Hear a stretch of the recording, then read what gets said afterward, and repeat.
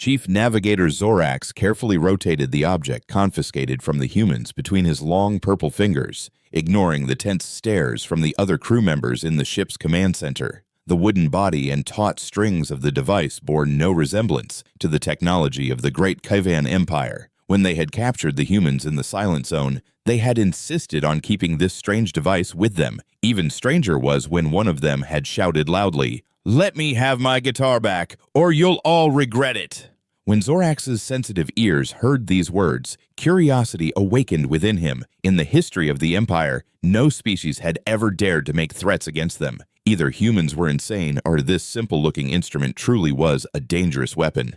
"Chief Navigator, I must inform you that this action violates protocol," said Command Officer Vex, without blinking any of his 3 eyes. "Handling human artifacts is strictly prohibited without High Command approval." Vex was Zorax's oldest friend, but when it came to duty, he always adhered rigidly to the rules. Zorax looked at the small hollow in the instrument's body and expanded the respiratory sacs on his shoulders, his species' most obvious sign of sighing. "We've been patrolling the Silent Zone for 5 years, Vex. 5 years of nothing but emptiness and more emptiness. And now we encounter humans, the youngest and most primitive species in the galaxy, and they threaten us with this thing. Aren't you curious why?"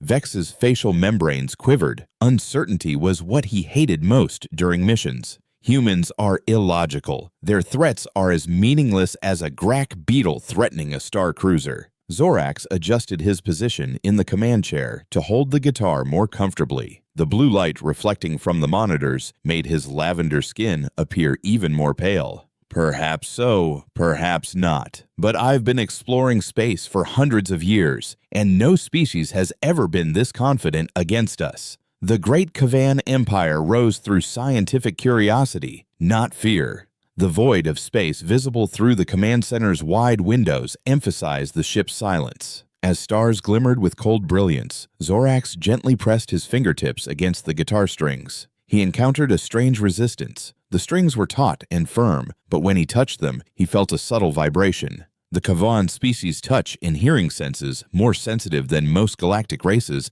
allowed him to detect these vibrations. "Humans call this a guitar," said Mira, a young technician, reading from an information display. "Apparently, it's a primitive device designed to produce vibrations."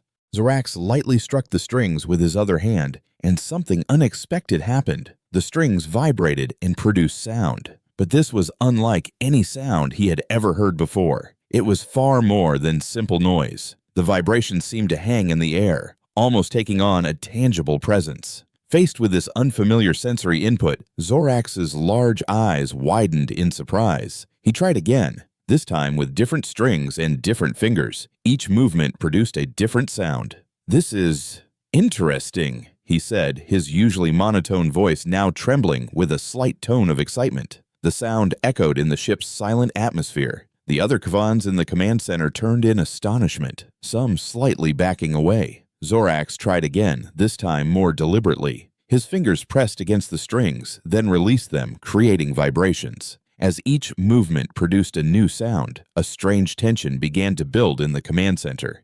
"Is this harmful?" asked Mira, stepping back slightly. Imperial citizens always approached unknown things with caution. Zorax shook his head. "No, just sound, but not random, almost purposeful." He played again, this time more systematically, his fingers trying different combinations. Kvan civilization had no concept similar to music. In their world, sounds were either for information transmission or warning of danger. The concept of sound produced for pleasure was completely alien. Like most advanced civilizations in the galaxy, the Kaivans had never developed art, rhythm, or music in their evolutionary process. They had focused on communication efficiency, mathematical precision, and scientific advancement. Using sound to express emotions seemed illogical and inefficient. But now, as Zorax's fingers played this simple instrument, something undefined began to spread throughout the command center. This is affecting me," said Vex, his voice losing its usual sharp tone. "The neural activity in my brain is changing. This isn't normal." Vex stood up, but instead of leaving the command center, he took a step toward the guitar. "I feel it too." added Mira, her eyes wide open. "It's as if my brain is thinking in a new way." Other members of the ship's crew began to show similar reactions. Some appeared uncomfortable, while others looked as if they were remembering something long forgotten. Zorax didn't stop. In fact, he knew he should stop. Protocol strictly prohibited exposure to unknown effects, but he couldn't stop his fingers. With each press, each pull producing a new sound, something was awakening inside his brain. He began to notice how different tones could connect to each other. Zorax paused, then began to play different sounds in a specific sequence. First low, then high, then low again. In sequence, with pattern, with rhythm. Inside his brain, a section he had never used before had activated. "This isn't damage. Vex, the activity in your brain isn't negative, just different. A pattern we've never used before," said Zorax, suddenly understanding. A sound of movement came from the corridor, and the command center's sliding door opened. One of the human prisoners, Tyler Harper, stood in the doorway, with 2 guards waiting tensely beside him. The human's face wore an expression that Zorax couldn't identify. Perhaps a kind of satisfaction, perhaps triumph. "We told you," said the human with a strange tone of humor in his voice. "We told you this was a weapon." Zorax continued to hold the guitar in his lap, his fingers not leaving the slightly vibrating strings. "How can this be a weapon? It causes no physical damage. It emits no energy. It doesn't alter matter." Harper stepped forward with the guard's permission. His confident demeanor caught Zorax's attention. Humans were a species new to the galaxy, technologically backward. Yet this human didn't appear frightened even in the middle of the Great Kavan Empire's most advanced warship. "It changes your consciousness," Harper said simply. "It changes your brain chemistry. It changes your perception. This is the most dangerous weapon in the galaxy. It makes you like us." These words captured the attention of all Kavans in the command center. Harper laughed. "Man, we call this music, and once you hear it, you can never forget it." Zorax, his fingers still on the guitar strings, made eye contact with the human. How did you discover this? Things like this pattern." A strange expression appeared on Harper's face. Zorax couldn't identify it, but it looked like a kind of nostalgia. "We didn't discover it. It was always inside us. We just found a way to bring it out." Harper moved further into the room. The guards no longer saw him as a threat. They too were under the guitar's influence. Human history is intertwined with music. Even our most primitive ancestors kept rhythm by hitting rocks, clapping their hands, using their voices. It's in our DNA. Zorax's understanding deepened. "So, this is biological? Part of evolution?" Harper nodded. "Like a form of communication, but not just for information, for emotions, for connection, for telling stories." Zorax touched the strings again, now trying to discover more sounds. "Our civilization has no equivalent for this. Why would we evolve for this?" Harper moved further into the command center in Tersh, now examining the ship's dark metal surfaces and glowing control panels. "Perhaps you evolved along a different path, the path of mathematical precision and scientific efficiency. But music is something else. Science tells us how the universe works. Music shows us how it feels." Zorax's fingers were now moving more rhythmically, unconsciously creating a melody. "And this music, how can it be a weapon for us?" he asked, genuinely trying to understand.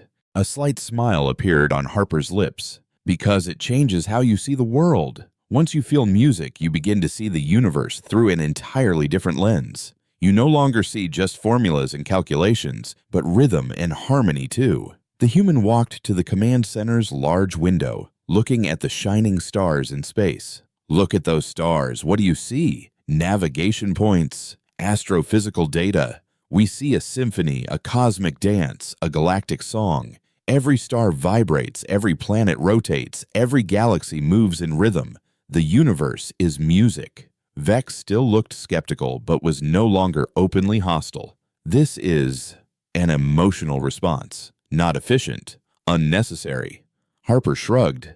"Maybe. Or maybe it's a way to understand a deeper level of the universe, not just what can be calculated, but what can be felt." The other crew members were listening with increasing attention. Some still appeared concerned, but most were filled with curiosity. Mira boldly stepped forward. I want to play too, said the young technician. Zorax stopped playing and handed her the guitar. Mira touched her fingertips to the strings with an expression of concentration on her face. When she produced the first sound, she flinched slightly, then smiled, an expression Kvans rarely made. How do you do it? In a specific order? Harper approached Mira. I can show you. A basic melody, something humans have played for thousands of years. The guards hesitated, but Zorax nodded his approval. Harper sat beside Mira and positioned her fingers on the strings. We call this a chord, a combination of harmonious sounds. As Mira's fingers trembled, Harper taught her a simple melody. 4 notes repeated over and over. The atmosphere in the command center had completely changed. Fear and suspicion were gone, replaced by curiosity and a sense of discovery. Even Vex had lined up to try playing the guitar. As Zorax watched this transformation, he began to reassess all his assumptions about humanity.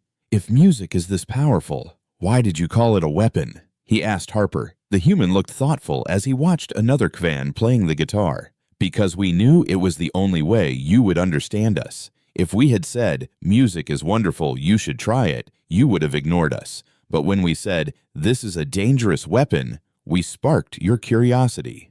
Zorax had to admit that Harper's strategy was clever. So, the threat was completely misdirection. Harper nodded. Partly. Music truly is powerful, but not for destroying you, for changing you. And when you wanted to try it yourself, we're no longer enemies, are we? We have something we can share. Zorax could feel the wave of change that had filled the command center. With a simple instrument, humans had accomplished something no weapon could. They had touched the heart of the great Kvan Empire. Hours later, the guitar was still being passed from hand to hand. Some Kvans had already begun creating their own melodies. Mira had learned more chords from Harper and could now play a simple song. Even Vex, despite his formal appearance, had enthusiastically joined in. This will completely change our communication protocols, he said to Zorax. We can communicate with emotional tones as well as mathematical signals. Just imagine. Zorax nodded, lost in his own thoughts. Yes, but more importantly, we are changing. The way we perceive the universe is changing. The humans were no longer treated as prisoners, but as guests. As Harper and his friends taught the Kvans the basic principles of music, a new bridge of understanding was being built between them. Humans have other musical instruments too, Harper explained. Drums, flutes, violins, pianos. Each produces different sounds, evokes different feelings. Zorax could now imagine how diverse music could be. And can all of you play these instruments? He asked. Harper laughed. No, most of us can only play a few. Some can't play any. But we can all feel music, understand it. This caught Zorax's interest. So you don't have to play an instrument to understand music. Harper nodded. Music is a bond between those who play and those who listen. Both are equally important. Listening is also a skill. Zorax wondered how his own species would embrace this new concept. Kvan civilization had always emphasized active participation and productivity. Merely listening would be seen as a kind of passivity. But now he understood that listening could also be a form of active participation. In the command center, as a new Kvan guitarist repeated a simple melody, others listened quietly. The rhythm seemed to echo in everyone's brain, everyone's respiratory sacs expanding and contracting in the same tempo. Zorax realized that this collective experience created a much deeper connection than the individual achievements his species normally valued. In your world, does everyone listen to music? He asked Harper. Harper smiled. We can't live without music. From birth to death, music exists in every moment of our lives. In celebrations, funerals, love, war, there's a song for every emotion, every experience. Vex was now talking with another human, Sarah Chen, an astrophysicist.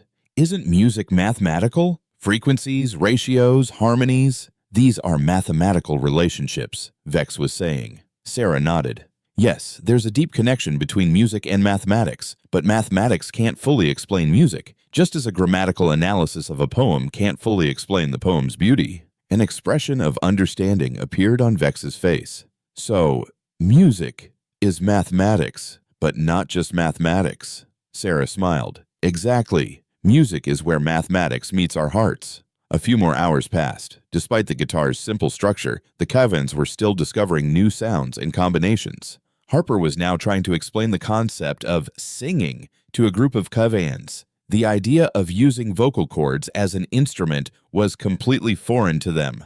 "Try again," Harper said patiently. "Just extend the sound and change its tone." The Kavans looked comical as they tried to use their voices, normally used for information transfer, in a musical way. However, some had begun to succeed, creating a strange but impressive melody. When the guitar returned to his hands, Zorax was now more confident. As his fingers pressed the strings, there was a melody forming in his mind, a melody expressing the loneliness he had felt during the long years in the emptiness of the Silent Zone. As he played, the world around him seemed to disappear. When he closed his eyes, he noticed the melody creating colorful images in his mind. Stars, planets, nebulae. But these weren't the astronomical objects he normally saw. These were reflections of his emotions. Music was transforming his internal experience into an external form. When he finished playing, he noticed the silence in the room. All crew members and humans were watching him. "That," said Mira, her voice trembling, "that was beautiful, beautiful." A word rarely used in the Kvan language. Efficiency, precision, functionality, these were the qualities a Kvan would normally appreciate. Beauty was seen as subjective and unnecessary. But now, Zorax understood that beauty was perhaps another way of understanding the universe, as valid as mathematical analysis, perhaps even deeper in some ways. "That's why music is our weapon," Harper said quietly. "Because once you hear it, once you feel it, you're no longer the same person. And this change is more powerful than any war." Zorax nodded, now fully understanding why humans valued this weapon so much. This was something unprecedented in galactic history, radically changing another civilization without invasion, coercion, or destruction. "What will we report to High Command?" asked Vex with genuine concern. "They won't understand this. Without experiencing it, feeling it," Zorax thought as he gently held the guitar in his lap. "We'll tell them the truth. We've discovered a new form of communication with humans, a kind of cultural exchange." Doubt was evident on Vex's face. "And if they reject it? If they continue to see humans as a threat?" Zorax played the guitar softly, a simple chord he had just learned. "Then we'll show them too. One song is more effective than 1,000 reports." Harper sat next to Zorax. "You know, this guitar is quite simple. With your technology, you could make much more advanced musical instruments. More notes, richer tones, more complex harmonies."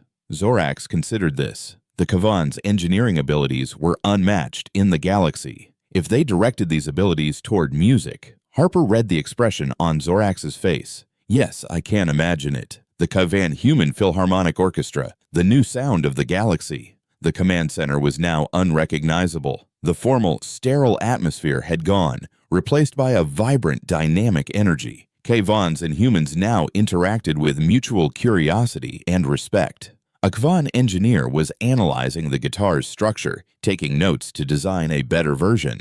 Another had begun creating an audio catalog of human songs. Even Vex was arguing with Sarah Chen, trying to solve the mathematical structure of music. "What happens now?" Zorax asked Harper. "We'll return to our ship, you to Earth. Will this connection be lost?" Harper shook his head.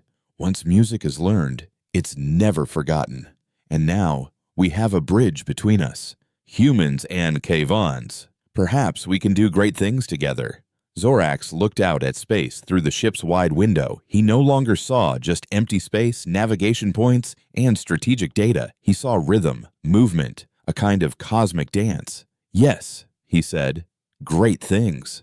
Days later, the report sent to the High Council of the Great Kavan Empire contained an unusual attachment, an audio recording. The council members approached it with skepticism at first, but as they began to listen, the atmosphere in the room changed. The recording began with a simple melody, Zorax playing the guitar. Then, Kavan and human voices united, creating a new kind of harmony. And a single sentence at the end of the report would change all Imperial policy. "What we have learned is that the galaxy's most powerful weapon, music, is also its most powerful unifying force. 2 years later, the Silent Zone was no longer silent. The Kavan Human Music Academy had been established in the heart of the region. Zorax, as the Academy's director, welcomed students from every corner of the galaxy. Vex had published an influential work on the mathematical theory of music. Mira had gained fame as the first Kavan composer, and Harper, now a cultural ambassador, was bringing humanity's musical heritage to the galaxy.